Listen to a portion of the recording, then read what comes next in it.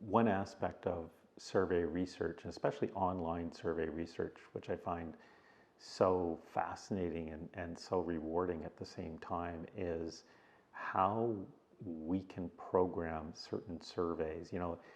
A client recently asked me, so what would you recommend is the right number of questions to ask? And it's like, well, it really depends on the type of questions. It depends on who you're asking, what the topic is, et cetera, et cetera. If we're talking about water mains, you probably want to ask fewer questions. If you're talking about major transportation routes and transit, or even sustainability, you can ask a lot more questions because it's a topic that really engages people's interest, and so you can ask more questions. So I can't really come up with a definitive answer for anybody until we sit down, and more than anything else, we ask the question, what are your research objectives? Let's talk about what data, what information do you need from the survey to go into the corporate report or to go into your plan in order to move it forward, to make it successful. And it's that discussion that helps guide the development of the questionnaire. And yeah, some cases we look at other municipalities and what they've done, and because we've done hundreds, well, thousands of municipal surveys, we have great examples of surveys that have worked extremely well. And we also know when surveys haven't worked that well for whatever reasons. But it comes down to the research objectives and understanding what it is that you're looking for, and us guiding that discussion. So sometimes it's very straightforward, very easy to put a questionnaire together, and other times it's far more complex, but it really depends on, again, the research objectives. What we try to do is pack in as many questions as possible, get as much information as possible. There's times where somebody may have brought a questionnaire to us, and it's maybe 30 questions long, and they're saying, "Oh, I gotta pare this down, but I don't know which questions to eliminate," and they're quite frustrated about that. And we review it and say, "Well, you know what? It's long, but you don't need to really remove any questions. But what we're going to do is we're going to collapse a few of these questions. This question isn't needed because it's in support of this question, so we're going to combine those two.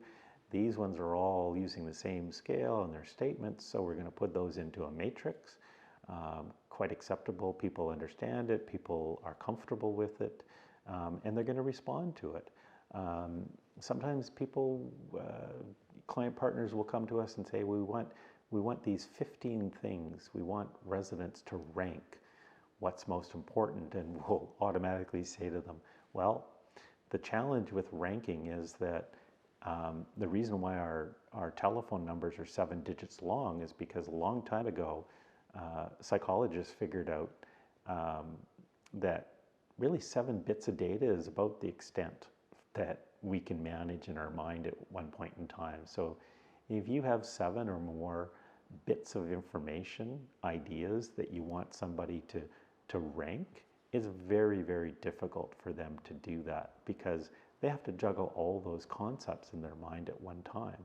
So one of the secrets that we use, one of the approaches we use is saying, okay, let's list all those 15. Let's ask them what the top 5 most important aspects are to them. And then once we have those, because again, it's an online survey, and if you know what you're doing and you have the right software, you can actually structure it so that somebody goes through, picks the 5 most important, and then voila, here's the list of the 5 that they just picked. And now we're going to rate them on a scale of 1 to 5 or whatever the scale might be.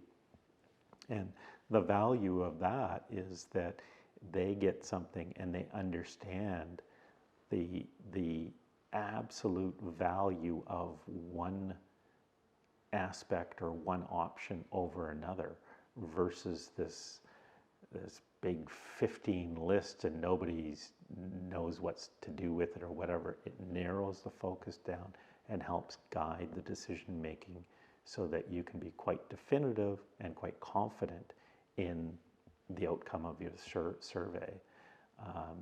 You know, when people want to use ranking, I say, well, okay, let's talk about 3 different vegetables: an onion, a parsnip, and a carrot.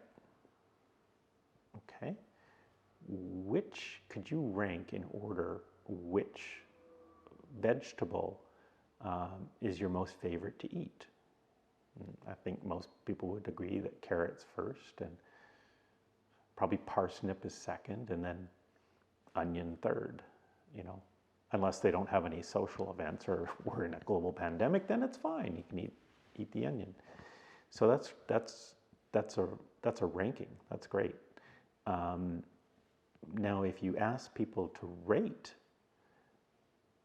their favorite vegetable to eat, and it was carrot, parsnip, and onion, or onion, parsnip, and carrot, because we always randomize responses in surveys. Again, that's another best practice. And then we say rate it on a scale of 1 to 5, where this is the most favorite vegetable to eat, or one of the most favorite vegetables to eat, and this is the least favorite vegetable to eat. Well, now you're probably going to get results that look like a carrot is a 4 or a 5. A parsnip might be a 2, maybe a 1, and an onion is probably going to be a 1, being the least favorite thing to eat. So now you have a much better understanding of how they rate in comparison to one another. The ranking would make you think that, oh, you know, the first option is carrot, and if they can't have a carrot, they'll be happy to eat a parsnip. Well, no, and they're far less happy to eat a parsnip, but you force them to rank 3 items. So just one example, and you know, rather than ranking or rating vegetables, if you ever want to have a chat about ranking and rating parks, amenities, or transportation options, or things like that, we can get into that discussion, and I can give you some real life examples. But it's those little things that make the biggest difference when people are both being asked the questions to respond to them, as well as you are charged with analyzing the results and making sense out of the results, to the point that you can defend them when you go with a corporate report to mayor and council, or you can defend them with your boss, or you can defend them with a group of residents who may not fully understand what's proposed in their neighborhood, and has seen survey results from maybe a preliminary survey and just doesn't understand what you're getting at. And again, it goes back to trust.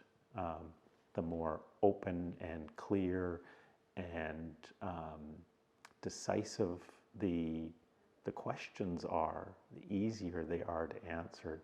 The more people will answer them, the greater trust that you build, and so on.